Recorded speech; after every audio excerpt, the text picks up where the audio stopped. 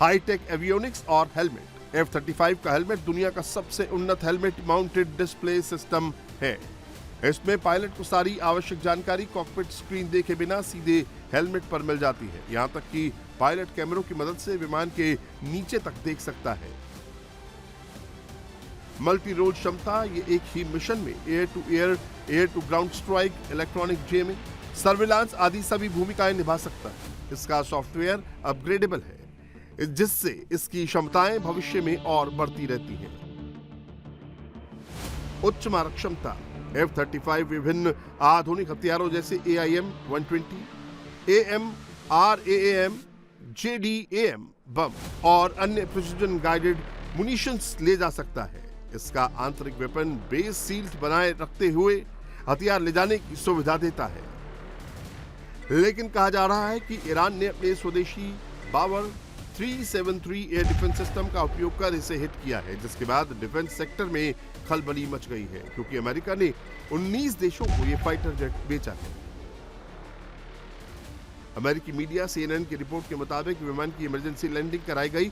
घटना की जांच की जा रही है। हालांकि अमेरिका ने सीधे तौर पर ईरानी हमले की पुष्टि नहीं की है। यह पहली बार नहीं है जब ईरान जंग में अमेरिकी जहाज तबाह हुए हो। इससे पहले ईरान ने अमेरिका के KC-135 रिफ्यूलिंग विमान को भी मार गिराया है। ईरान जंग में अमेरिका ने अब तक 19 विमान खो दिए हैं, जिसमें 12 MQ-9 reaper drone, 3 F-15 fighter jet और 4 KC-135 रिफ्यूलिंग टैंकर शामिल हैं, जबकि 13 अमेरिकी सैनिक मारे जा चुके हैं और 200 से ज्यादा अमेरिकी सैनिक घायल हैं।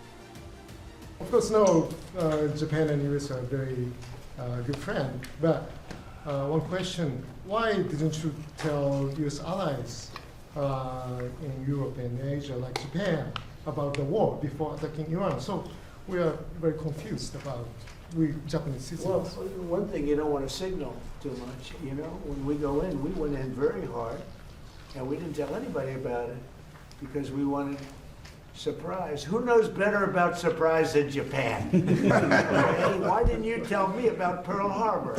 Okay, right? You know, he's asking me. No, you believe in surprise. I think much more so than us, and we had to surprise him, and we did. Iran न सिर्फ अमेरिका के सैन्य ठिकानों पर हमला कर रहा है, बल्कि अमेरिका के सहयोगियों पर भी बम बरसा रहा है।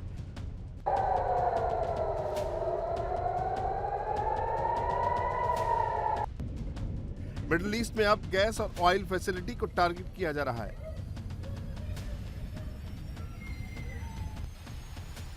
इजराइल के खिलाफ ईरान का नॉन-स्टॉप अटैक जारी है।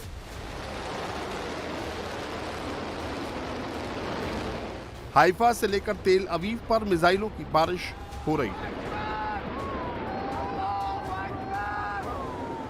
एक तरफ ईरान इजराइल पर अटैक कर रहा है, तो वहीं दूसरी ओर स्ट्रेट ऑफ हॉर्मुज खोलने के लिए अमेरिका बमबारी कर रहा है। साथ ही ईरान की बमबारी से बचने के लिए खाड़ी देश अमेरिका से डिफेंस डील कर रहे हैं, लेकिन इन सब के बीच ईरान इजराइल पर कहर बनकर टूट रहा है। इजराइल के हाइफा शहर पर ईरान ने एक क्लस्टर मिसाइलें दागी है। हाइफा के आसमान में क्लस्टर बमों की चेन दिखाई दे रही है। ईरान के हमलों में हाइफा और आसपास के इलाकों में 23 लोग घायल बताए जा रहे हैं। हमले के बीच इजराइल के पीएम नेतन्याहू पहली बार कैमरे के सामने आए और अपने जिंदा होने का सबूत दिया। I'm alive, and you're all witnesses. Now that I dispatched this piece of fake news, I want to give you an update on Operation Roaring Lion. Under President Trump's visionary leadership, America and Israel are acting together in Iran with great determination and unprecedented strength. Operation Rising Lion is designed to remove the existential threats posed by the Ayatollah regime, the regime that has waged war against America and Israel and the people of Iran for 47 years. It chants death to America, death to Israel, and it delivers death to its own people. Iran इंतकाम की आग में जल रहा है। Israel ने Iran की oil facility पर अटैक किया, तो बदले में ईरान ने बैलिस्टिक मिसाइल से इजराइल के हाइफा शहर में ऑयल रिफाइनरी कॉम्प्लेक्स पर हमला किया।